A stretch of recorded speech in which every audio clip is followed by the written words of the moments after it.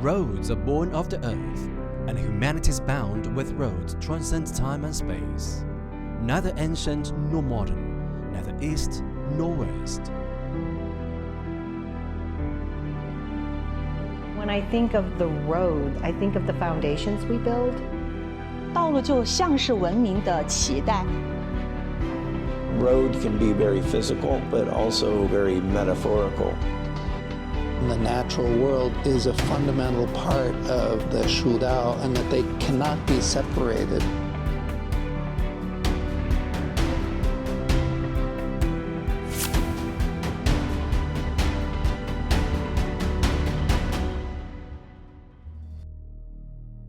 The Shu Roads, a vast network over 2,300 years old, linking the Central Plains with the Bashu region, are held as a living fossil of ancient overland transportation. Today, they're a living thread bearing witness to the evolution of China's ecology, culture, and trade.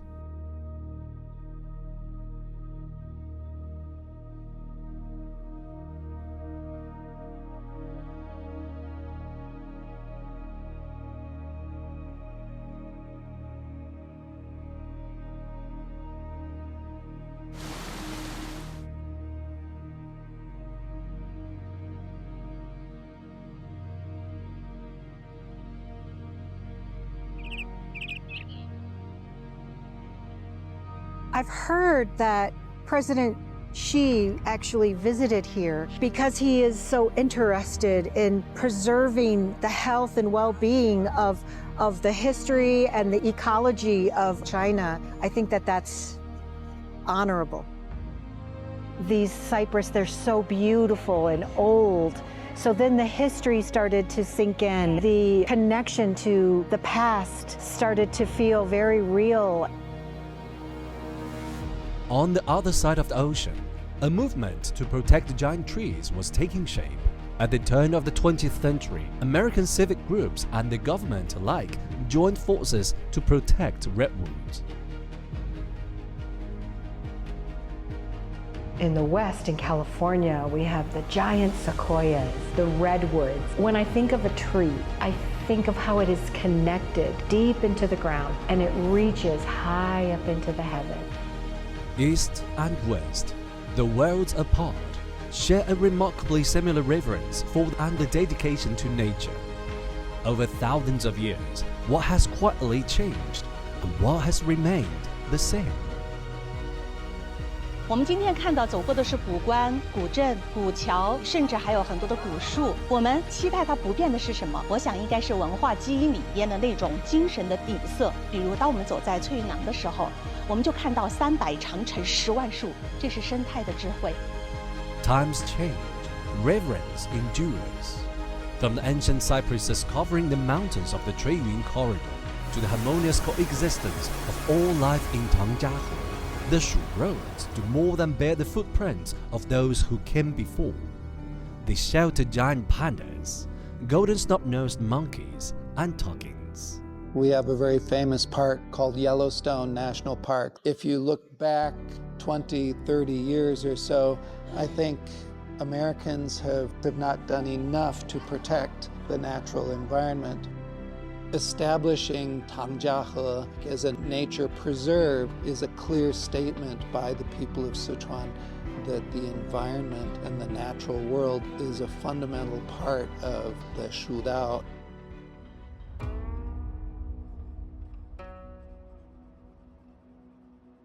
Why do we walk? It is yet another question the Shu Roads put to time.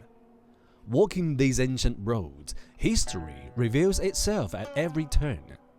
Those deep rods, every millimeter worn into the stone, tells a story of decades of wind and rain. 以前我们在传播蜀道的过程当中，更多的依赖的是历史文献。这一次呢，我们亲身走在蜀道上，就增加了这种有结构性的一次相互的交流。那天我们在广元的千佛崖上哈，那我们跟美国的朋友、专家学者一起，一边听讲解，一边就在提问的时候说，为什么在同一面的石壁上有唐代的净土的信仰，又看到了宋代的巴蜀地方的这种造像，中原的那种开凿规范技术，它传到广元的经清流道上以后，进入了巴蜀的这个独特的地理环境当中，巴蜀的人民就会再在这样一个规范性上诞生出一些小小的改变。Zhaohua Ancient Town, a key strategic pass along the Golden Ox Road, was known in ancient times as Jiameng, where Liu Bei laid the foundations of the Shu Han Kingdom. The city itself dates back to the period of the Three Kingdoms time. In the Three Kingdoms, between Guanyu, Zhangfei, Liu Bei, Zhuge Liang, and we see this brotherhood and this undying devotion to support and to help one another. And many Westerners are like a peach, very soft on the outside, but very hard to penetrate deep inside. Whereas Chinese are more like walnuts, a little bit harder on the outside, but once you get inside and build that relationship, it's very soft. The Shu Roads bear witness to a spirit of inclusive coexistence embodied in the Buddhist sculptures carved into 1,000 Buddha cliffs across dynasties, and carry with them the loyalty, integrity, and courage of the heroes of the Three Kingdoms.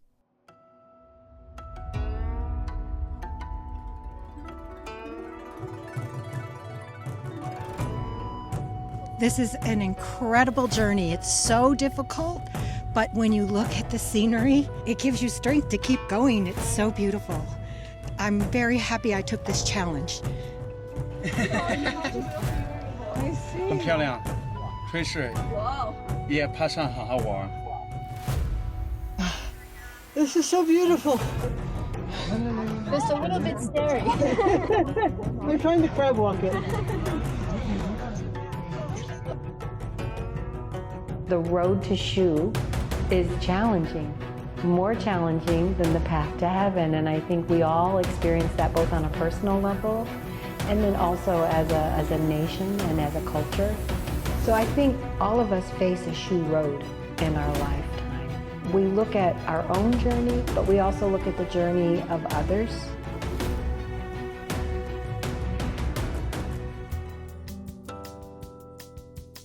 How do roads bring the past and present together and connect China with the world?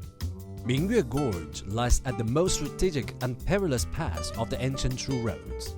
Within this narrow canyon just 2 kilometers long, 6 roads from different eras run side by side.